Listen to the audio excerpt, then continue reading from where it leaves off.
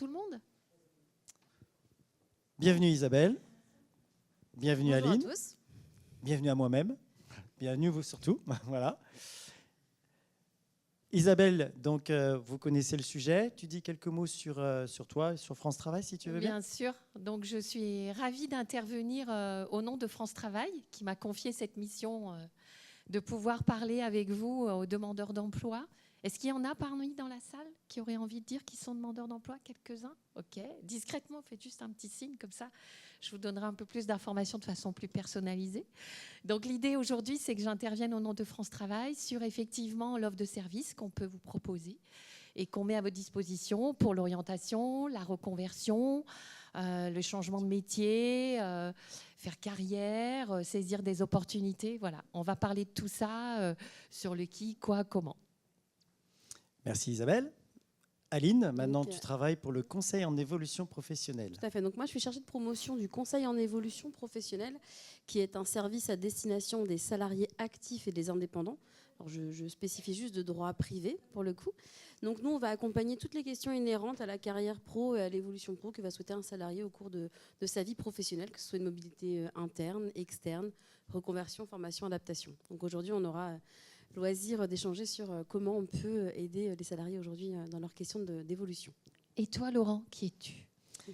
À part faire de l'animation, voilà, donc je travaille pour Transition Pro, qui est plus connu en fait sous l'ex-Fongecif.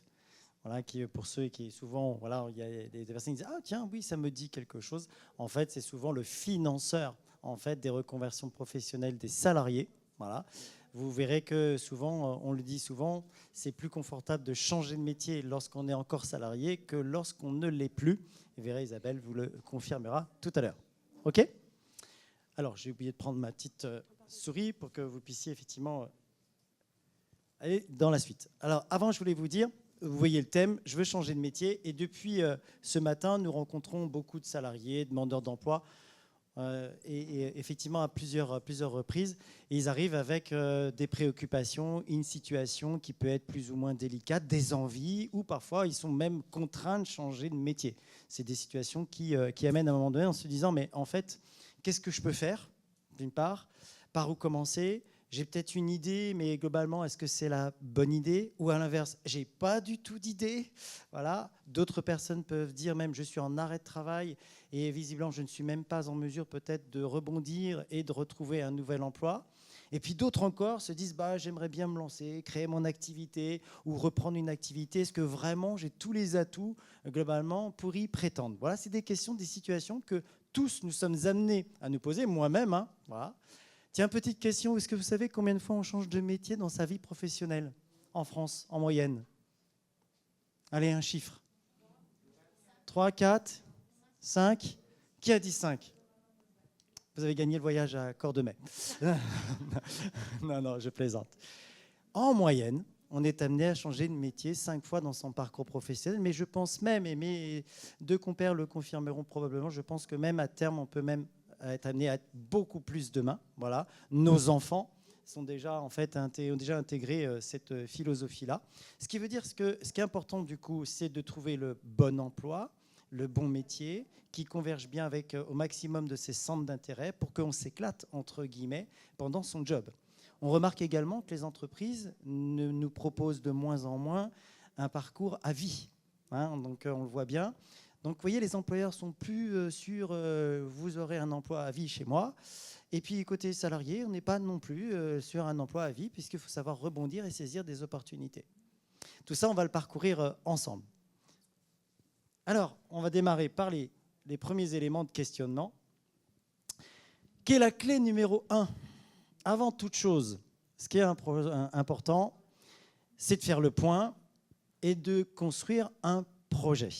Mais qu'entend-on par bon projet? Vous avez vu, hein, celui qui est entre parenthèses. Qu'est-ce qu'un bon projet? J'ai une idée en tête, mais est-ce que je suis bien dans la réalité? Est-ce que je ne suis pas trop dans la fiction? Je ne suis pas en train de sublimer? Et c'est important de travailler ce projet. Alors, un premier outil que va nous préciser Aline, c'est ce qu'on appelle l'enquête métier. On peut partir d'une situation. Hein. où vous avez une personne qui, globalement, a envie de se projeter sur un métier. Il a une petite idée, mais il a besoin de se sécuriser. Il a besoin de se dire « ouais, c'est bien fait pour moi ». Aline, est-ce que tu peux nous parler de la démarche d'enquête métier ? Aujourd'hui, l'enquête métier, effectivement, un des premiers outils qu'on va vous proposer de mettre en place assez rapidement pour pouvoir aller travailler sur l'idée que vous avez. Parce qu'on a l'idée, et entre l'idée de ce qu'on peut avoir d'un métier et la réalité, il y a souvent déjà une grande différence. Et puis, sur un métier, il y a le travail réel, le travail prescrit. Je ne sais pas si c'est quelque chose qui vous parle, mais c'est intéressant de pouvoir faire parler le professionnel en fait, de son métier.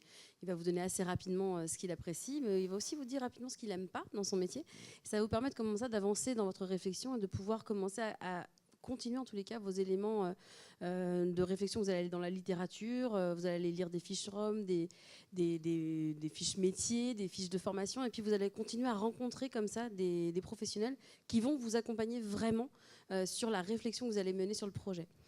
En règle générale, dans l'enquête métier, nous, on vous accompagne sur une sorte de questionnaire pour au moins guider, parce que c'est surtout une rencontre en fait, qu'on vous propose de faire avec un professionnel. Ça se fait assez naturellement, mais parfois, on ne sait pas tout à fait comment commencer ce genre d'interview, parce que c'est comme une petite interview. En fait, on va toujours vous dire, demandez comment la personne en est arrivée là, en fait. Qu'est-ce qu'elle a fait comme choix, à un moment donné, un choix de formation, un choix de parcours, un choix de secteur. Qu'est-ce qui l'a amené à faire ce choix-là aujourd'hui? Qu'est-ce qui l'a amené au poste sur lequel elle est aujourd'hui? Est-ce que c'est de la mobilité interne? Est-ce que ça a été une formation initiale? Comment elle a pu, en tous les cas, occuper le poste qui, aujourd'hui, vous résonne? Et après, c'est leur demander quelle est la journée type. C'est quoi une journée type, en fait, dans votre métier? Est-ce que moi, je me projette dans votre journée? Ça, c'est vraiment important, en fait, pour que vous puissiez vous projeter, vous aussi, en disant, mais c'est pas du tout ce que j'entrevoyais. Vraiment, je vois pas du tout ça. Moi, je voulais aller dans le médico-social. J'ai pas du tout retenu l'exemple que tu as donné, en fait. C'est pas grave. Ah, bah, très bien. Donc, je voulais travailler dans le médico-social, mais en fait, je me rends pas compte que je passe mon temps à faire des synthèses, en fait, à chaque fois que je sors d'une chambre. J'avais pas du tout vu ça comme ça, où il y a trop de contact avec les gens. Je me sens pas du tout à l'aise. Je rentre trop dans leur intimité. Je veux pas du tout, en fait, c'est pas ça. Et là, ce qu'on me raconte, ça me résonne pas du tout. Je veux pas du tout y aller. En fait, on a vraiment vu des gens continuer à travailler des projets après les enquêtes métiers passées et de bifurquer complètement. Donc c'est vraiment important d'aller rencontrer le travail, le réel, et c'est vraiment la personne, le professionnel qui vous donnera la bonne réponse. Nous, on est des accompagnants, on va vous aider, vous renvoyer les bonnes questions, mais c'est le terrain qui vous donnera la bonne réponse, c'est pas nous. Isabelle, du côté de France Travail, mais d'ailleurs que l'outil est ouvert pour tout le monde, peux-tu nous décrire le Métier-Scope?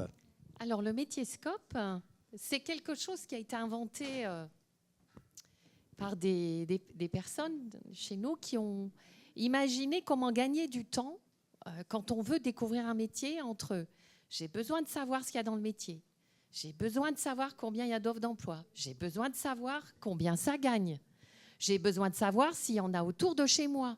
Et puis, je n'ai pas envie de changer de logiciel pour aller savoir où sont les offres d'emploi. Et donc, finalement, on a inventé un outil qui fait tout ça en même temps.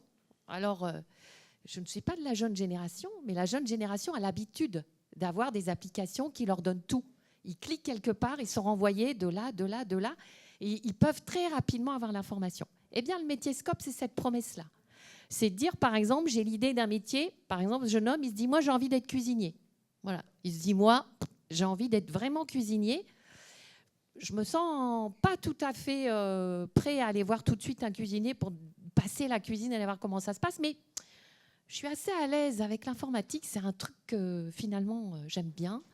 Et puis je peux même demander à mes parents de venir voir l'écran avec moi et je peux aller voir du coup très facilement la fiche métier qui décrit très précisément ce que fait le cuisinier, mais aussi nous dit combien il gagne, mais nous dit aussi combien il y a d'offres d'emploi. Est-ce que ce sont des offres d'emploi qui donnent du CDI, du CDD, de l'intérim, et puis qui nous dit aussi si c'est un métier où c'est difficile, il y a beaucoup de concurrence, c'est-à-dire genre il y a beaucoup de demandeurs d'emploi inscrits sur le métier et il va falloir que j'ai un super CV et une super motivation pour pouvoir décrocher le poste.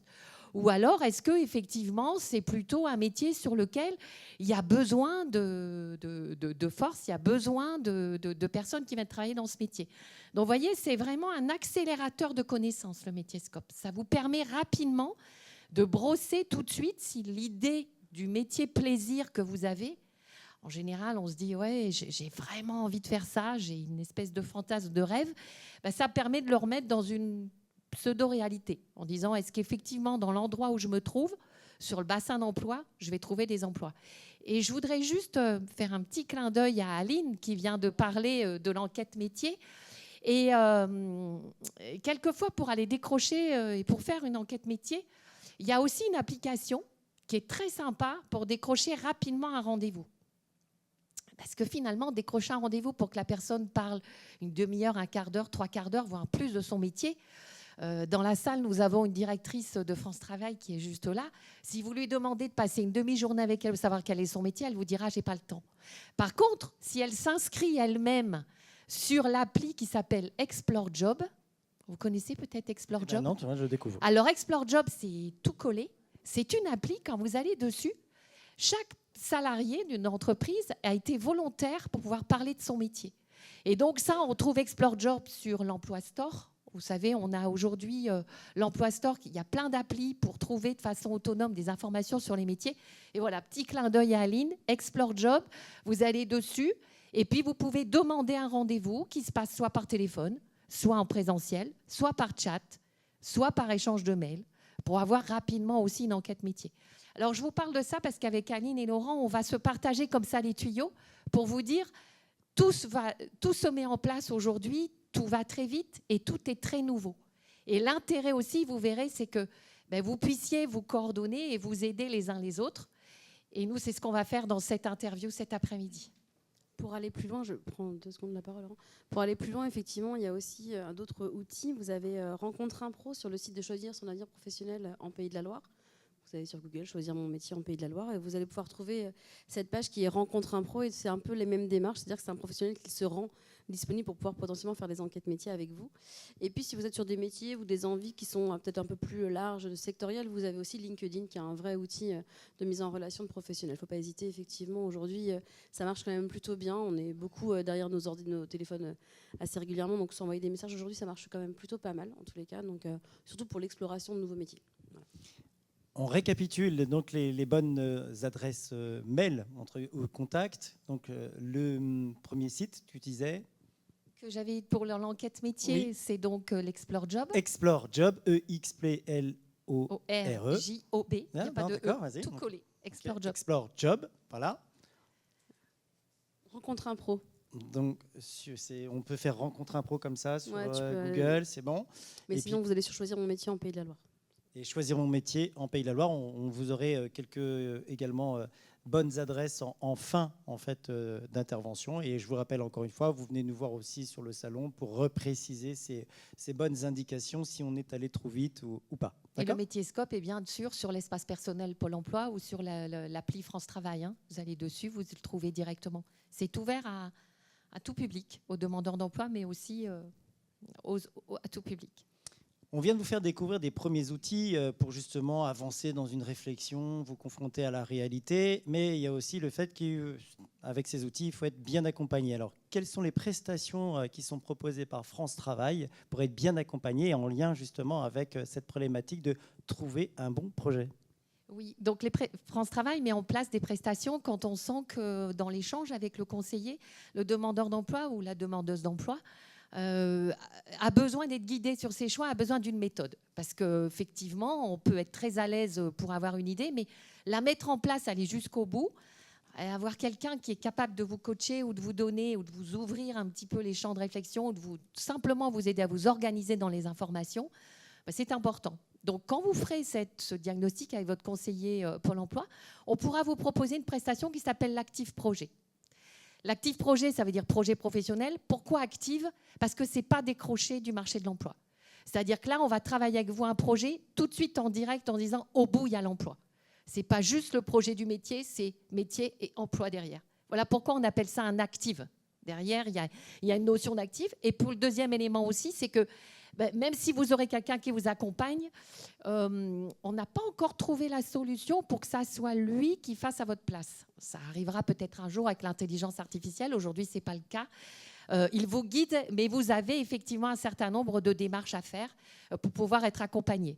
Ça, c'est sur la partie vraiment une notion où vous avez pendant 12 semaines, un lien avec 7 accompagnants pour pouvoir travailler votre projet. Donc, vous voyez, on va bien en profondeur, on va bien parler de vos compétences, on va parler de vos valeurs travail, on va parler de votre manière de travailler, de votre envie de travailler en équipe, pas en équipe, etc.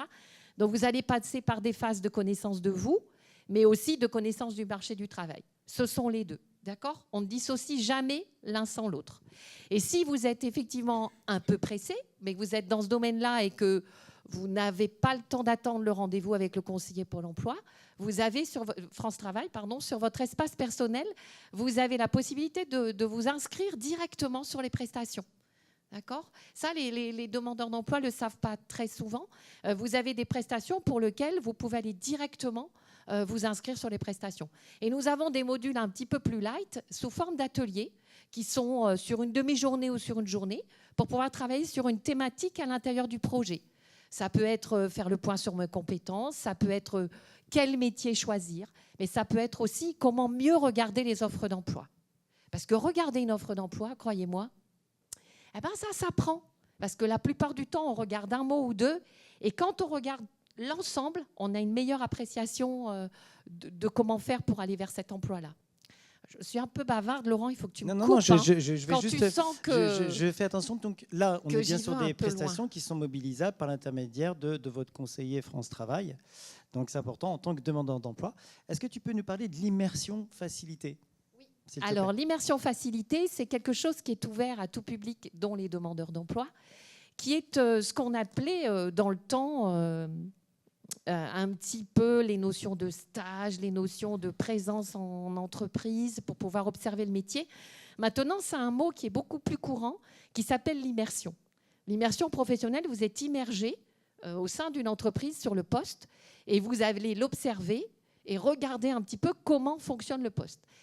Alors, pour pouvoir trouver facilement une immersion, vous avez plusieurs solutions. Soit vous avez un super réseau, soit vous connaissez des personnes, soit vous allez directement sur le site de l'immersionfacile.beta.gouv.fr, immersionfacile.beta.gouv.fr.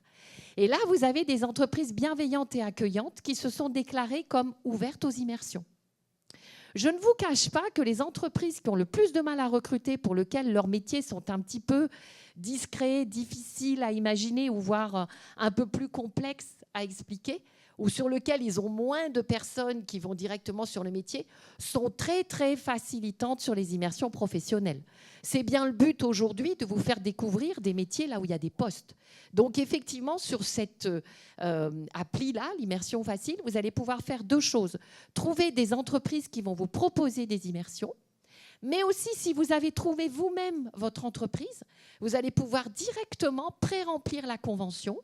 L'entreprise va remplir de son côté sa partie convention et ensuite, elle arrivera directement chez France Travail pour les demandeurs d'emploi afin qu'elle puisse être établie et qu'elle puisse vous couvrir et couvrir l'entreprise pour cette période. En général, on va de 1 jour à 15 jours.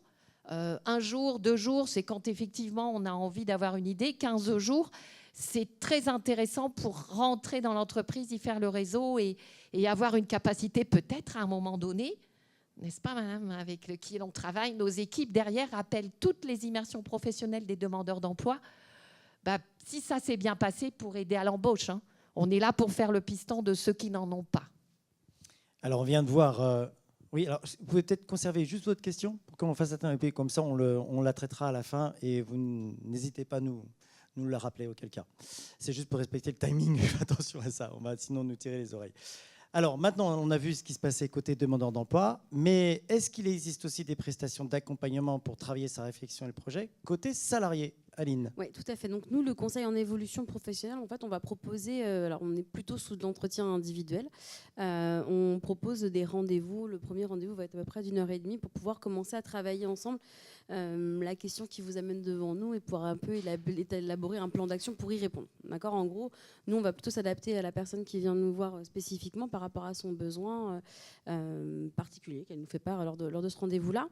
Et puis, ce plan d'action-là, nous, on travaille avec des salariés, donc on est sur un temps qui est parfois un peu plus long, avec aussi les difficultés de se rendre parfois disponible. C'est pas toujours simple de se rendre disponible, même si on reçoit sur des plages horaires qui sont assez étendues, assez larges, et même le samedi matin pour certaines agences. Donc, L'idée, c'est vraiment de pouvoir continuer la réflexion qu'on va avoir sur plusieurs semaines, voire plusieurs mois pour certains. Et puis, si ce premier rendez-vous-là n'a pas suffi en fait, à répondre tout à fait à vos questions, ou en fait, ça va nécessiter du temps pour la mise en œuvre de ce plan d'action qu'on a défini, et ben, on se reprendra un rendez-vous dans 1 mois, 2 mois, 3 semaines pour certains. On va proposer aujourd'hui vraiment des échanges plutôt structurants, mais de manière assez individuelle. On peut également proposer des ateliers, des webinaires sur des thématiques assez particulières et qui sont inhérentes à justement un projet. Comment je mets la meilleure stratégie en place pour un projet d'évolution professionnelle. C'est des services qu'on va mettre à disposition des salariés qu'on reçoit également, puisqu'ils intègrent notre plateforme et qu'il y a quand même quelques outils qui sont à leur disposition pour pouvoir travailler avec eux le projet. Est-ce qu'on peut faire une immersion également en tant que salarié? Voilà, donc en fait, en tant que salarié, vous pouvez tout à fait faire une immersion. C'est la même chose. Vous pouvez aller également sur le site immersionfacile.beta.gouv.fr. C'est la même manière, en fait. C'est juste que l'immersion, la convention que vous allez, si vous trouvez l'entreprise sur le site, bien entendu, la convention que vous allez trouver, en fait, elle va arriver chez nous, puisque vous êtes salarié. Donc, c'est nous qui allons conventionner votre stage. Bien sûr, s'il n'y a pas l'entreprise dessus, vous pouvez tout à fait démarcher une autre entreprise et on vous fait les conventions de la même manière, il n'y a pas de souci. Mais en effet, aujourd'hui, un salarié peut faire une immersion, c'est du hors temps de travail. Puisque, encore une fois, nous, le service qu'on rend, votre employeur n'est pas informé de votre démarche. Donc ça se fait hors temps de travail, souvent sur congé RTT ou organisation du temps de travail. Certaines personnes ne travaillent pas les lundis, les vendredis, ou sont de matin, de soir, c'est selon votre organisation. Ça marche plutôt bien. On en fait beaucoup. Je crois que l'année dernière, on en a fait plus de 2000 sur les Pays de la Loire. Donc c'est vraiment, pour nous, après l'enquête métier, c'est le deuxième outil pour valider un projet. Et au-delà, on y reviendra, mais au-delà de valider un projet, ça va le sécuriser et ça va aussi sécuriser les financeurs. Puisqu'ils attendront, c'est un argument vraiment massu et très important, qui est vraiment porteur de poids pour le financement de la formation après. J'ai une autre question qu'on nous pose souvent, c'est quoi la différence entre le CEP que tu viens de présenter et le bilan de compétences? C'est pour moi. Ça, c'est une question piège. Non, il n'y a pas de piège. Ça, non, au contraire. Parce qu'on nous la pose souvent. Ouais, on nous la pose souvent. Et en fait, pour information, le bilan de compétences, il existe depuis des années. Et souvent, les employeurs comme les salariés, on s'est dit, réflexe, j'ai mal à mon travail, je fais un bilan de compétences. Et pour autant, ce n'est pas la solution à tout. Et il peut être très efficace pour certaines circonstances. Alors du coup, c'est quoi la différence pour toi, Aline, entre le CEP et le bilan de compétences? Alors déjà, le bilan de compétences, c'est un outil qui est légiféré, donc qui est vraiment très encadré, qui va durer entre 20 et 24 heures. Alors il peut être modulaire, mais en règle générale, on est quand même sur une vingtaine d'heures. C'est vraiment un outil réflexif. Ça va prendre du temps. On est sur une moyenne de 3 à 4 mois de réalisation, avec des entretiens très conséquents, avec la première phase, connaissance de soi, connaissance de son parcours professionnel, ses moteurs personnels, et puis après, exploration de pistes. En gros, je vous fais très court, mais un bilan de compétences, ça va un peu être ça. Ça prend du temps, mais c'est nécessaire, effectivement, pour certaines situations. On a vraiment ce besoin de réflexion. On arrive parfois peut-être à mi-carrière avec un vrai questionnement. Et voilà, ça se répond pas comme ça. Effectivement, faut, je pense, prendre le temps de rencontrer la bonne personne aussi. Très important, un bilan de compétences, aller rencontrer au moins 3 opérateurs. Il faut que la personne en face de vous vraiment fasse sens, parce que vous allez passer beaucoup de temps avec elle, vous allez vous dire beaucoup de choses. Je vous conseille de choisir la bonne personne. Nous, dans le cadre du conseil en évolution professionnelle, on n'est pas dans cette attitude réflexive. Ce n'est pas l'objectif du conseil en évolution pro.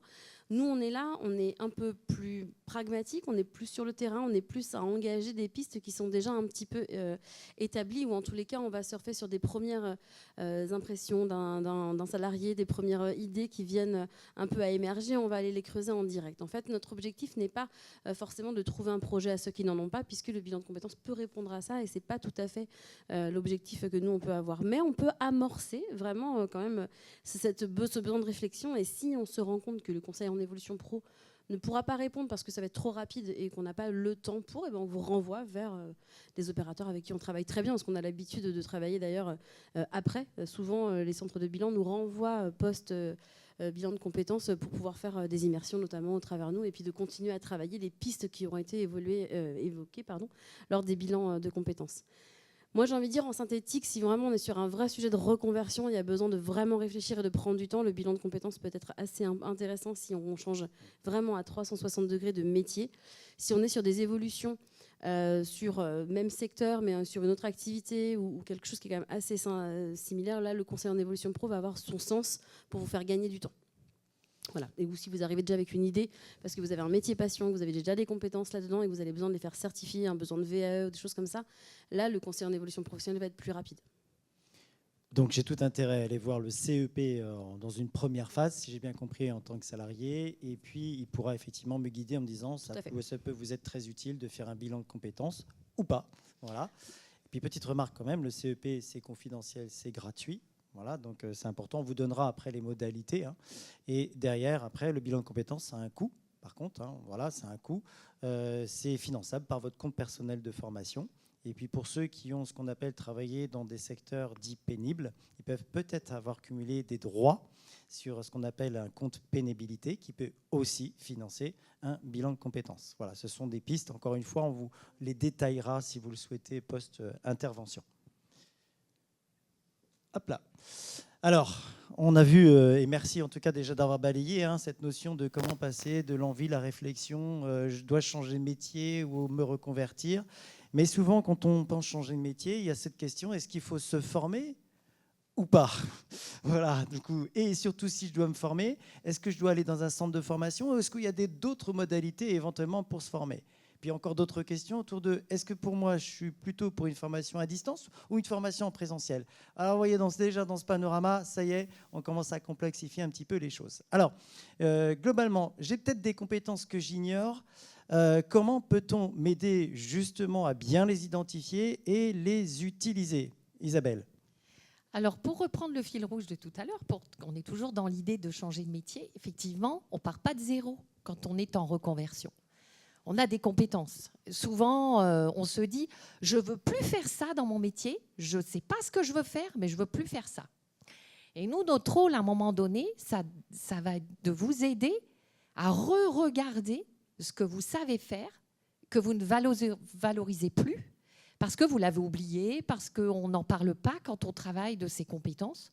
J'ai rencontré des boulangers qui étaient des très bons boulangers, mais qui étaient incapables de me décrire comment ils travaillaient. On a un outil qui a été développé avec un partenaire qui s'appelle l'AFPA, avec qui on met en place des préparations compétences. Donc, prépa compétences, ça veut dire quoi? Je me prépare et compétences, le mot y est. Donc, quand on a une idée, une ou deux de métier, on sait qu'on veut changer, on est demandeur d'emploi, eh bien, la session prépa compétences, elle va vous aider au départ à faire le point sur les compétences, mais de façon très concrète et très mesurée. Ensuite, elle va faire le regard entre les compétences que vous avez, celles qu'on mesure et celles qui sont attendues sur votre projet.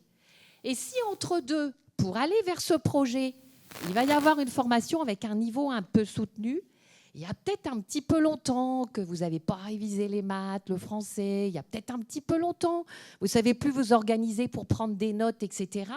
Eh bien, vous voyez, dans ce temps de prépa compétences, il va y avoir ce temps-là, très opérationnel, où on va vous permettre effectivement de reprendre cette confiance, de reprendre cette méthode, pour arriver, on va dire, sur la formation après qui vous serait nécessaire, ou l'emploi qui vous sera nécessaire, de façon mieux organisée et plus en confiance. Alors, une petite parenthèse, nous avons l'AFPA dans la salle, donc voilà, je leur fais un petit clin d'œil, et ils sont sur les stands dans les bâtiments si vous avez besoin d'avoir plus d'informations. Voilà. Donc, c'est important, on le sent, d'être préparé pour bien connaître ses compétences. Les compétences sont des choses avec lesquelles, aujourd'hui, on répond à une offre d'emploi, on se présente, on peut avoir une promotion, on peut aussi trouver un poste plus facilement, voire même entrer en formation. Donc, c'est un point important dans le projet professionnel. Donc, on va vous aider à les valoriser. Voilà. Donc, on dit trop souvent « je ne veux plus faire ça », mais pensez à moi à la fin de votre phrase en disant « je ne veux plus faire ça, mais je sais très bien faire ça ». Voilà. Donc, une des démarches importantes, vous voyez, pour vous situer par rapport à vos recherches d'emploi, que vous soyez d'ailleurs demandeur d'emploi ou salarié à la recherche d'un nouvel emploi. Ce sont des démarches qui sont effectivement utilisées. Alors, côté du conseil en évolution professionnelle, donc, qu'est-ce que tu peux nous dire sur se former dans l'entreprise? Est-ce que c'est une possibilité ou pas et comment fait-on? Oui, c'est possible. Je pense notamment le moment, la suite de l'entretien annuel sur lequel vous pourriez être très bientôt pour les uns et pour les autres, hein, d'ailleurs, voilà, qui sont des moments où vous avez... Qui sont des moments qui sont assez importants et assez clés. Et d'ailleurs, Voilà. le conseil en évolution professionnelle est aussi là pour aider les salariés à rédiger ces entretiens professionnels qui ne sont pas toujours très simples. On ne sait pas tout à fait comment s'exprimer devant son manager. Nous, on rencontre souvent des gens qui nous disent « mais moi, on ne m'a jamais rien proposé ». Et nous, on leur répond « est-ce que vous avez déjà demandé quelque chose ?» C'est juste pour remettre, en effet, vous avez quand même des temps qui sont ritualisés ou pas, mais je vous propose de ne pas rentrer dans ce débat.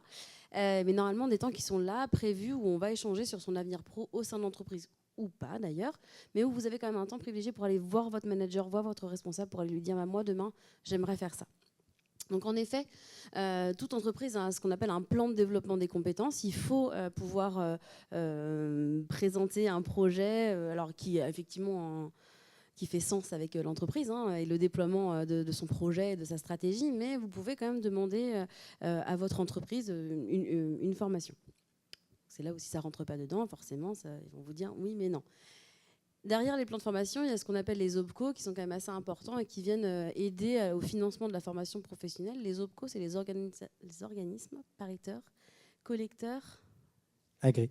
De compétences, pardon. Je savais bien que je ne l'avais pas. Donc ça, c'est le côté vraiment entreprise. Aujourd'hui, pour se former dans l'entreprise, l'entreprise peut vous dire, bah, moi, je te verrais bien évoluer dans mon entreprise, parce qu'en fait, aujourd'hui, c'est quand même assez chouette ce que tu fais, pourquoi pas. Et il y a peut-être un petit gap pour aller sur le poste sur lequel je te vois. Et là, on peut voir des choses mises en place. Alors nous, le CEP, on est parfois aussi l'outil pour accompagner le salarié à être sûr de donner la bonne réponse. On a des RH qui viennent nous voir et qui nous disent, est-ce que moi j'aimerais bien que cette personne-là aille sur ce type de poste, mais bon, il n'est pas certain. Donc en fait, on va travailler aussi ensemble parce que nous, la mobilité interne, c'est aussi quelque chose qui nous importe. Parce qu'il n'y a pas que de la sortie d'entreprise, c'est aussi intéressant de capitaliser sur ce qu'on a en interne. Et donc nous, on travaille avec la personne, le projet, savoir si elle est certaine ou pas. Et derrière, ils vont pouvoir proposer du tutorat, souvent. De l'AFEST, de l'action de formation en situation de travail. C'est quelque chose qui est très positif aujourd'hui. En fait, on est vraiment en situation et on est en plus sur son milieu de travail. Donc, c'est très concret en fait, pour se former. Et puis, un des derniers dispositifs qu'on a et qui aujourd'hui a été quand même remis assez au goût du jour depuis 2 ans, qui est la validation des acquis de l'expérience. Qui est facilité pour certains métiers en tous les cas et qui est encore en cours de développement pour d'autres. Mais moi, aujourd'hui, en tant que consultante RH, je crois beaucoup dans cette validation des acquis de l'expérience qui permet vraiment une stratégie pour pouvoir continuer à évoluer, en fait. Donc, c'est vraiment valoriser ses acquis, enfin son expérience également pour aller vers une obtention d'un diplôme et donc aller vers une nouvelle certification. Donc ça, c'est vraiment des outils qui sont assez intéressants et qu'on met de plus en plus en place dans des parcours d'évolution interne. Il y a eu d'ailleurs une enquête qui a été faite cet été auprès de plusieurs salariés. On leur a posé la question, donc, est-ce que vous avez l'intention est-ce que vous souhaitez changer de métier dans un proche avenir? Et 69% ont répondu, oui, j'ai envie de changer de métier dans les 2 ans. Bon, c'est inquiétant, s'il y a autant de personnes qui veulent changer de métier. 60% d'entre eux ont répondu en restant dans mon entreprise. Il ne faut pas l'oublier. Et ça, c'est très important. Et à l'heure où vous voyez bien qu'à la fois dans un paradoxe sur notre département et sur notre secteur, on voit bien qu'on est à la fois dans des difficultés de recrutement d'un côté, mais aussi une contraction de l'emploi de l'autre. Vous l'entendez dans les actualités. Donc, il faut peut-être déjà regarder s'il y a des changements possibles au sein de son employeur qui va à la fois répondre à lui à ses problématiques de fidélisation et vous à la problématique de sécurisation et de motivation. D'accord ? Voilà, encore une fois, c'est juste un chiffre intéressant à voir par rapport à ce qu'on a dit. Alors, du coup, côté aussi Pôle emploi, je crois, France Travail, vous nous excuserez, on est encore très imprégné de Pôle emploi. Donc, à chaque fois qu'on dira Pôle emploi, c'est 1 €. Donc, ça va nous coûter dans les caisses d'une association. Okay. Alors, c'est pour le voyage. Voilà, pour les voyages à mai. Concernant en fait, je crois que si je suis demandeur d'emploi oui. et que globalement il me manque des compétences, je vois que l'employeur il a l'air intéressé. Il est intéressé par mon profil, mes aptitudes, mais il me manque quelque chose. Est-ce qu'il y aurait une solution côté France Travail ? Bien sûr, parce que le conseiller référent qui va t'accompagner, Laurent, à ce moment-là, connaît l'entreprise, connaît les besoins de l'entreprise, a fait l'analyse du poste, des attendus du poste, connaît bien les entreprises du secteur aujourd'hui, on fonctionne beaucoup avec eux. Et quand on leur présente des demandeurs d'emploi, on leur dit systématiquement, vous avez une des compétences qui est socle, qui est importante chez ce demandeur d'emploi ou chez cette demandeuse d'emploi. Mais il y a d'autres compétences qui sont peut-être un peu plus parallèles, complémentaires, que cette personne ne possède pas, mais que vous, employeur, vous pouvez lui permettre d'acquérir pour qu'elle vienne travailler chez vous. Et ça s'appelle de la préparation opérationnelle à l'emploi individuelle. C'est-à-dire qu'on va aller se mettre d'accord autour de la table entre le demandeur d'emploi, le France Travail et l'employeur pour définir un plan de formation qui ne va pas être un plan de formation général ou générique. Ce n'est pas ce qui nous intéresse dans ce cadre-là. C'est qu'effectivement, ça soit un plan d'action qui permette d'être à l'aise dans le poste et de pouvoir effectivement occuper ce poste-là. Alors vous allez me dire comment on fait pour trouver ces préparations opérationnelles à l'emploi. Bien, je vous ai donné une petite astuce tout à l'heure qui était l'immersion professionnelle. Quand je vous ai dit, quand on reste dans une entreprise pour peut-être 10 ou 15 jours, eh bien là, on va vite voir ce qui nous manque en fait pour rester définitivement sur le poste. On va vite sentir qu'on a un petit gap. Et c'est là où France Travail reprend la main et va faire cette négociation entre l'employeur, le recruteur et vous pour mettre en place ce plan de formation qui donc se passe. Alors, il y a plusieurs formes. Il peut se passer directement dans l'entreprise. Ça peut être un tuteur de l'entreprise qui va vous former. Mais ça peut être aussi, par exemple, le passage d'une compétence dans un centre de formation qui sera négocié, mais qui est directement rattaché à l'attente du poste. Vous voyez, on est vraiment dans ce qu'on appelle une préparation opérationnelle, quelque chose de très, très concret. Et puis, on a une autre aussi façon de se repérer comment se former dans une entreprise. Il y a un certain Georges Lemoine, on va faire un petit peu de culture. Je lui rends hommage. Georges Lemoine est quelqu'un qui a inventé la méthode de recrutement par simulation. C'est une méthode qui permet d'être recruté dans une entreprise alors qu'on n'a pas le CV, pas la formation. D'ailleurs, on n'amène même pas son CV. Donc, l'employeur a un besoin de recrutement sur plusieurs postes. Il nous demande de faire une analyse de poste et de reproduire des exercices qui vont permettre de mesurer est-ce qu'on a les habiletés pour tenir ce poste. Donc, on est bien d'accord, on n'est pas formé sur le poste, mais on passe des exercices et ces exercices nous permettent de savoir si vous avez les habiletés pour aller sur ce poste. Et ensuite, une fois qu'on a les habiletés, eh bien, on va faire le plan d'ajustement de formation pour que vous puissiez rentrer dans cette entreprise. Vous voyez, il y a plusieurs façons finalement d'être formé. On n'est pas obligé d'avoir un parcours scolaire extraordinaire. On n'est pas besoin d'avoir un CV extraordinaire. Ce qu'il faut simplement, c'est pousser la porte, j'allais dire, avec son conseiller référent et lui dire « là, j'ai envie. Là, j'ai envie d'y aller sur ce secteur. » Et nous, quand vous avez envie d'y aller, on sait faire. On sait vous y amener. Alors, faut-il se former dans un centre de formation ou pas? Donc, j'ai envie de dire, comme vous avez bien compris, que ce n'était pas une nécessité globalement de se former systématiquement, voilà, mais qu'il y avait d'ailleurs plusieurs configurations, auquel cas, pour se former. Quand on va dans un centre de formation, c'est parce qu'il y a peut-être une solution de parcours qui répond d'abord à l'objectif que vous avez. J'ai envie de vous dire, le centre de formation, il a plusieurs propositions à vous faire. Il y a des parcours courts, des réponses courtes, et il y a des parcours dits longs. Alors on dit court, c'est souvent pour aller chercher une ou deux compétences.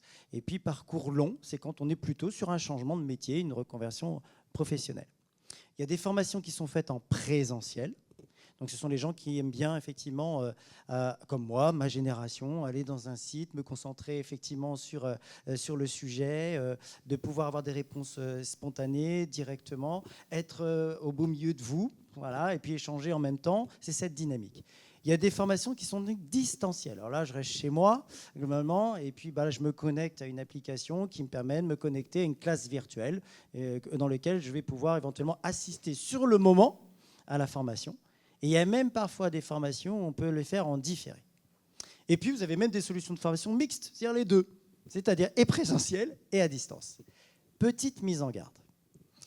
Il y a beaucoup de centres de formation avec une démarche commerciale qui vous vendent des prestations très faciles à distance. Je vous mets en garde, nous sommes financeurs et je me permets de le dire, même si mes deux collègues ne le diront pas, mais moi je vais vous le dire. Donc, en fait, la formation à distance, on vous les vend très facilement, ça vous paraît très facile, on se dit « oh, c'est cool, je vais être à la maison, je vais le faire tranquillement, j'aurai le temps de le faire ». Non, on est fait ou on n'est pas fait pour ça. D'ailleurs, parce que ça exige déjà une organisation, une préparation, ça veut dire des locaux, ça veut dire presque en plus de concentration parce que vous avez un ordinateur en face de vous et pas des individus, d'accord? Vous ne les voyez pas, donc c'est important. Et puis, il y a surtout le service après-vente. Qu'est-ce qui se passe si vous avez une difficulté? Est-ce que l'organisme de formation acceptera que vous lui posiez une question après avoir terminé la séquence? Ou si jamais je suis ce qu'on appelle en asynchrone, c'est-à-dire je me connecte au moment où je veux, y aura-t-il quelqu'un qui serait capable de dire « je suis en difficulté parce que je n'ai pas compris la question ». Bah non, ou pas, j'en sais rien. Donc attention, soyez vigilants. À l'inverse, nous avons un appareil de formation au Pays de la Loire. Moi, je les salue, c'est dans des acteurs locaux. Bah, j'ai envie de vous dire, allez regarder ce qui se passe en proximité d'abord, parce que le jour où vous avez un besoin, une difficulté, etc., eux, ils seront présents, ils seront là. D'accord? Et même après 17h, etc. Donc c'est quand même beaucoup plus rassurant. Nous, financeurs, on n'est pas ni pour ni contre, on a simplement des mises en garde. Et vous avez à choisir le bon outil, le bon canal. Vous avez entendu, présentiel, mixte ou à distance. Si je peux me permettre d'ajouter juste une chose aussi, c'est surtout en fonction de la formation que vous visez. Un CAP pâtissier à distance, peut-être que vous êtes très bon en chantilly, moi pas. Mais en attendant, il y a quelque chose qui confère au geste. C'est pareil parce qu'on en a vu quand même des formations pâtissiers à distance. Mais ce qui est important, c'est qu'à partir du moment où il y a un geste technique qui est à apprendre, à tester, si vous ne faites pas du mixte, ça va perdre quand même beaucoup de sens pour vous. Donc voilà, je mets quand même en garde sur ces types de formations. Mais qui existent, hein, je ne vous mens pas. Et encore une fois, chacun regarde aussi. Oui. Vous voyez avec vos conseillers, que vous soyez avec France Travail, vous soyez pris en charge par le conseil en évolution professionnelle pour les salariés, ils sauront vous faire poser les bonnes questions pour trouver la bonne modalité pédagogique. C'est ça qui est intéressant, de pouvoir aussi échanger. Alors, où trouver les formations? On va vous les redonner à la fin. Vous avez entendu Aline tout à l'heure, il y a Choisir mon métier en Pays de la Loire, qui est en fait un support qui est Made in Pays de la Loire, qui centralise à peu près 90% de l'offre de formation. Choisir mon métier en Pays de la Loire. D'accord. Par l'intermédiaire de France Travail, tu nous proposais... Alors, nous avons La Bonne Formation, qui est un site sur lequel vous pouvez trouver les informations sur la formation, les modalités de financement, etc. Énormément d'informations. Et il y a aussi Mes événements emploi. Mes événements emploi, c'est un endroit où vous allez trouver par date, par lieu, des rencontres avec des professionnels, des employeurs qui vont vous expliquer leur métier et qui sont ouverts à former des demandeurs d'emploi. Donc c'est important d'aller aussi sur ce site-là qui est très opérationnel, très facile d'accès et qui vous permet directement de toucher à la fois l'employeur et la formation. À la fin donc, de ce diaporama, si vous êtes avec nous jusqu'à la fin, vous aurez donc les photos écran. Vous prenez votre appareil, vous cliquerez, vous aurez les adresses directement dessus. C'est une petite astuce pratico-pratique. Et puis alors la posture, pour vous faire rester, je vous en parle parce que la posture, elle est importante. Quand vous allez voir un organisme de formation, vous êtes un peu les 2 C. Alors qu'est-ce que c'est les 2 C? Vous êtes candidat, client. D'accord? Candidat, parce que l'organisme de formation, il vérifie que vous avez les capacités à suivre la formation, que vous êtes sur le bon chemin, entre guillemets. Il vérifie votre niveau. Il ne faut surtout pas que vous vous engagiez vers une formation dans laquelle vous ne vous retrouveriez pas. Si vous êtes en difficulté, ça ferait pchit et ça vous décevrait. D'accord? Ça pourrait mettre en difficulté également les équipes pédagogiques et les autres stagiaires. Et puis client, parce que quelque part, c'est vous qui achetez la formation. Si c'est votre compte personnel de formation, ce sont vos droits que vous utilisez. D'accord? Mais dis-moi, Laurent, est-ce que ça coûte, toutes les formations coûtent le même prix? Par exemple, est-ce que toutes les formations d'usineur coûtent le même prix? Est-ce que toutes les formations de boulanger coûtent le même prix? Ça, je ne sais pas.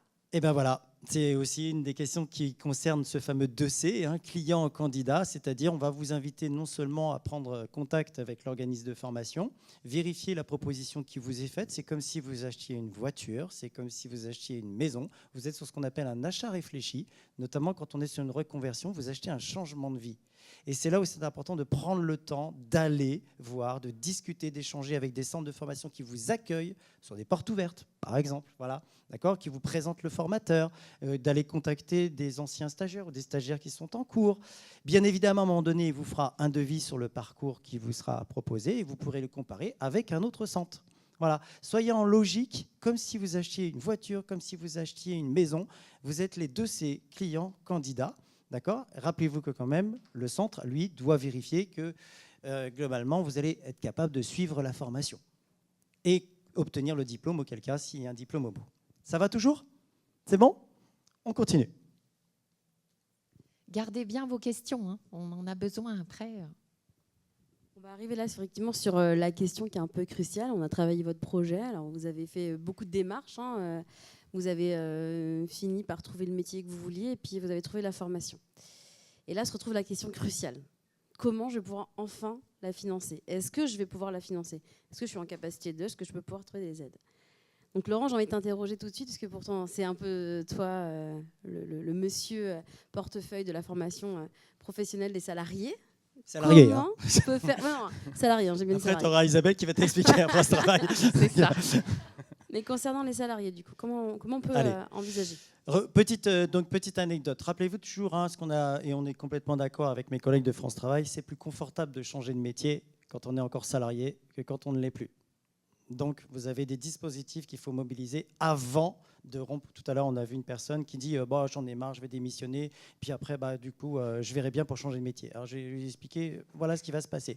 Elle dit non, tout compte fait, on va le prendre dans l'autre sens. Voilà, tant mieux. D'accord, vous voyez, c'est éviter aussi ce genre d'actions qui peuvent coûter très très cher. Alors pour les salariés, vous avez une ou deux compétences à acheter, utilisez votre compte personnel de formation.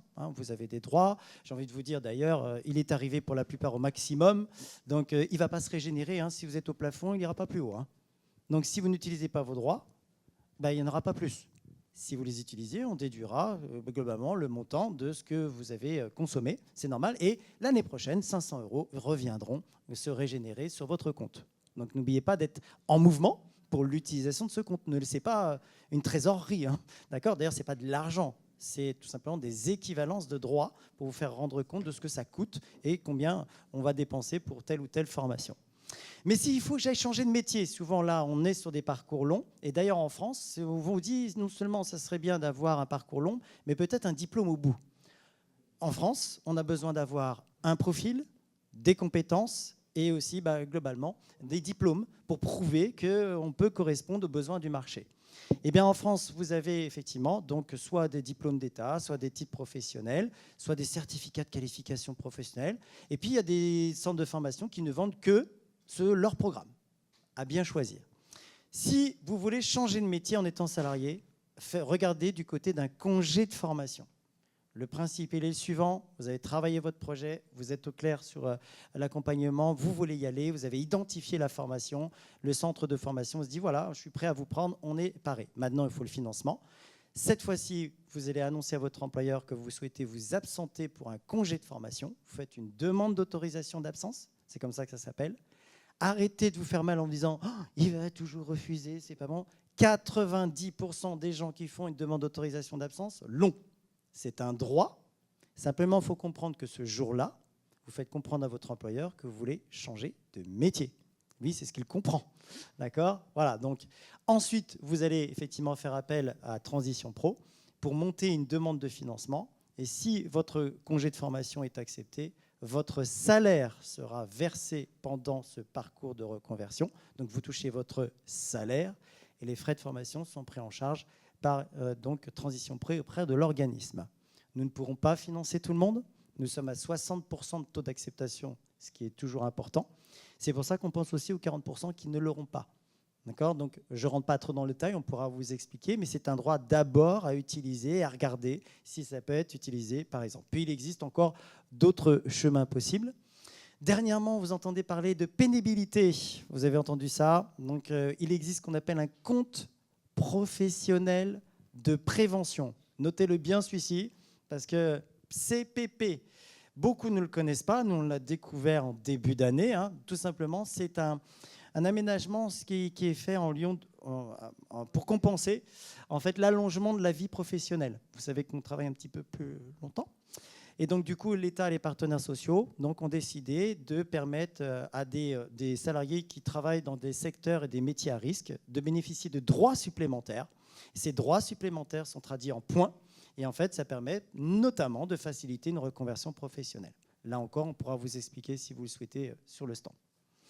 Voilà, ça c'est donc pour les CDI également. Ça marche pour les CDD, ce que je viens de vous dire. Voilà, les gens qui sont en CDD, ils peuvent également donc y accéder à partir de 4 mois de CDD. et un peu d'expérience avant. Mais voilà, on peut prétendre notamment aussi à mobiliser les financements de transition pro.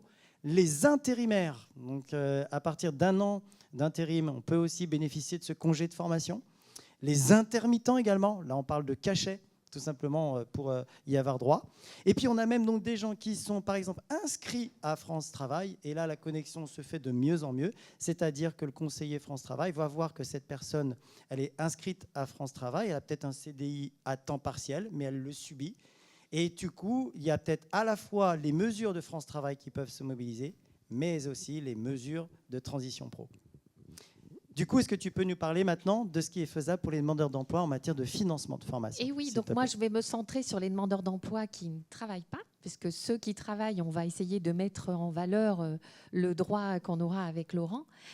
Pour les demandeurs d'emploi qui ne travaillent pas, dans la première hypothèse dont je vous ai parlé, celle qui est la plus confortable, bien celle où on a fait une immersion chez un employeur et chez qui on a négocié le plan de formation avec l'employeur. Pour le demandeur d'emploi, c'est un parcours complètement fluide. Pour lui, il n'a pas à refaire d'inscription, il est complètement suivi dans ce parcours. C'est un parcours sécurisé dans lequel bien, le financement ne se pose pas à lui. Il n'a pas de questions à se poser pour aller monter un dossier pour demander à ce qu'on paye les formateurs ou à ce qu'on paye l'entreprise pour cette période-là. Donc là, c'est vraiment un parcours sécurisé. Pourquoi est-ce qu'on l'a fait sous cette forme-là? Parce que la priorité pour nous, c'est effectivement que le demandeur d'emploi aille dans l'emploi et que l'employeur ait le recrutement qui soit terminé. C'est bien notre objectif à France Travail. Donc ce type de parcours sécurisé, on en met énormément en place. D'ailleurs, sur tous les événements emploi aujourd'hui, on a systématiquement des recrutements avec directement une négociation pour les employeurs qui viennent sur nos événements, où on leur explique que dès le départ, il y aura des demandeurs d'emploi pour lesquels on va négocier des mises en place de plans de formation. Donc vous voyez, ça c'est le plan sécurisé confortable.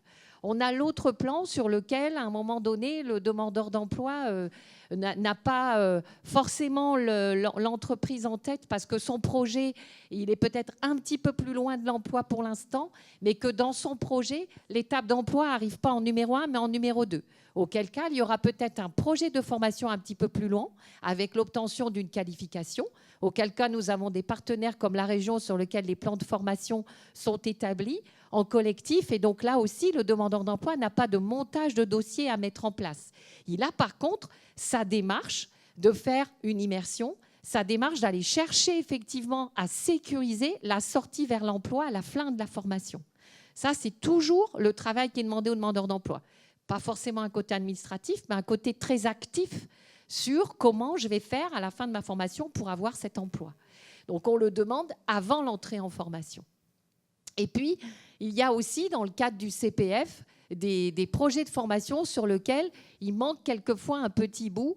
Et quand le projet de formation est quelque chose qui a besoin d'être rapide, souple, et sur lequel, par exemple, j'ai en tête des demandeurs d'emploi qui sont plutôt dans la section transport, dans la section bâtiment, où ils ont besoin quelquefois d'un permis nacelle, des choses très, très rapidement à mettre en œuvre.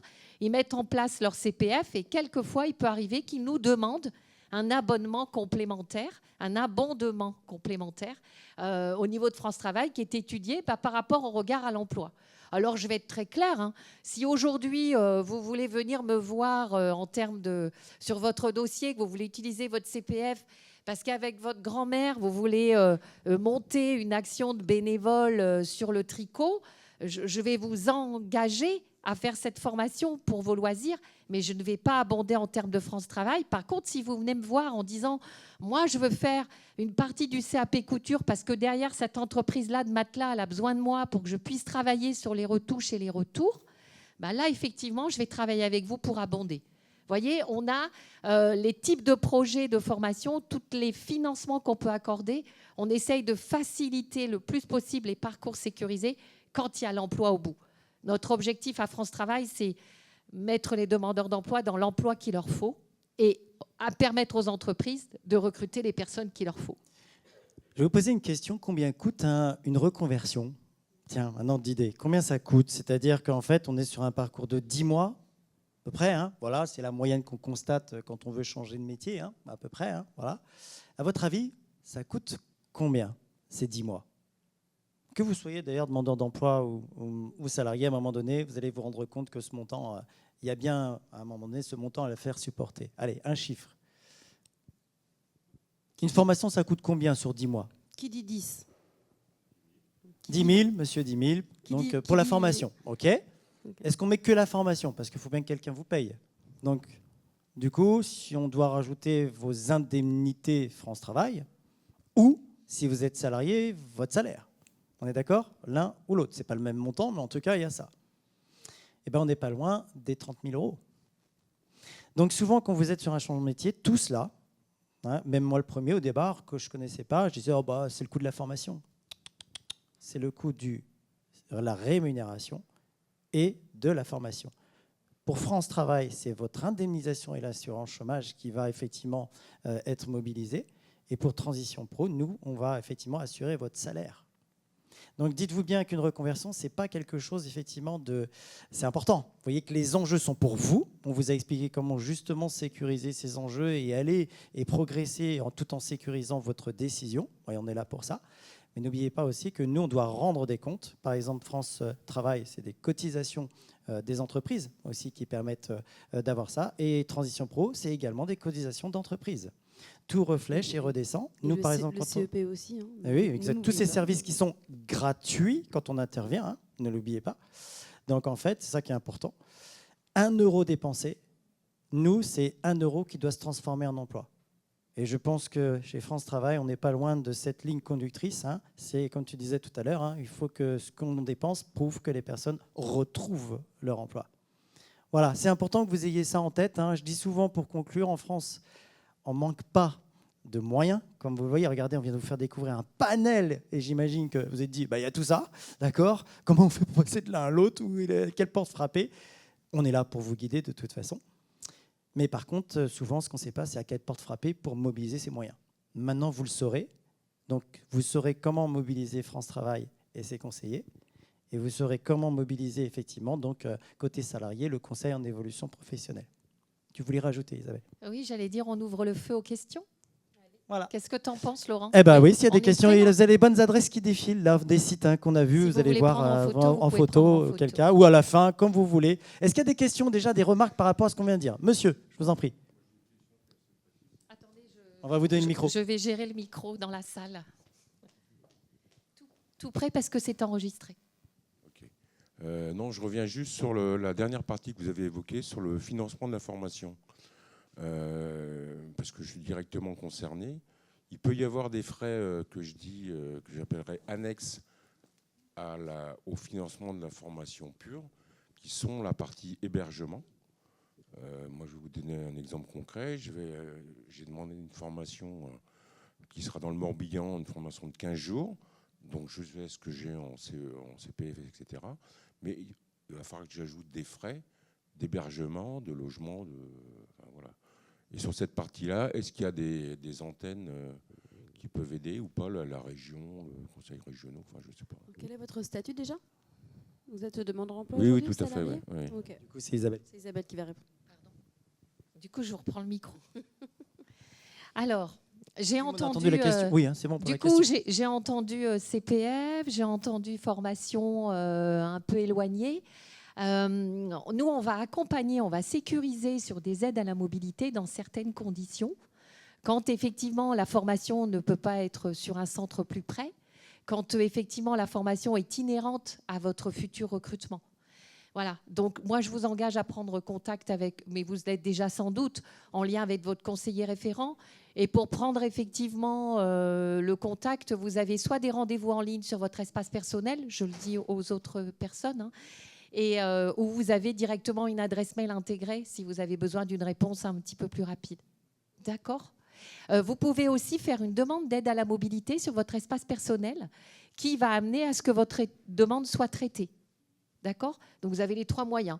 Vous pouvez commencer par faire la demande d'aide à la mobilité directement. Vous aurez un premier niveau de réponse. Est-ce que vous êtes dans le cas ou pas ? Et pour des compléments d'information, vous pouvez passer avec votre conseiller référent. J'ai répondu ? Merci. Très bien. Côté salarié, quand ils font leur congé de formation et que, pareil, ils ne trouvent pas la formation à proximité, il y a une participation aux frais qu'on appelle des déplacements. En aucun cas, on pourra prendre en charge intégralement les frais d'hébergement et de déplacement, mais c'est une participation. C'est intéressant de le savoir quand on est, comme je vous le disais, salarié. Monsieur, vous aviez une question au début, vous l'avez toujours ou alors on y a répondu? Je crois que c'était sur l'immersion pour savoir si l'immersion était C'est bon, abordable alors pour les salariés. C'est ça? Voilà. Non, je fais de la télépathie en même temps. Je me suis formé dernièrement, financé par France Travail. Non, c'est pas du tout. Non, c'est pas ça, Isabelle. Ah non, d'accord. Tu avais dit uniquement s'il y a du boulot. Est-ce que tu veux une préparation opérationnelle à l'emploi, Pourquoi Laurent? pas. Autre question, autre remarque, allez-y, on est là pour vous. Donc, et vous pouvez aussi choisir de dire venez nous voir individuellement si vous ne préférez pas que la question soit collective. Ouais, moi, je me mets dans le coin, vous avez besoin de... Je m'assieds, venez. D'accord, on fait comme ça? Oui, d'autres questions, d'autres remarques? Non? Alors, on fait attention au timing. Un grand merci à toi, Isabelle, un grand merci à Aline. Je me remercie moi-même. Voilà, moi je vous remercie en tout cas de cette attention. Merci on a un petit peu débordé. J'espère que ça vous a éclairé. Et puis, nous sommes sur les stands de l'autre côté ou sur place pour aborder des aspects un petit peu plus individuels. Et vous avez des stands de connaissances de métiers comme l'UMM sur l'industrie. Vous avez l'AFPA aussi dont je vous ai parlé pour la prépa compétences. N'hésitez pas à les interroger sur ce dont je vous ai parlé. Merci. Merci à vous. Bonne journée en tous les cas.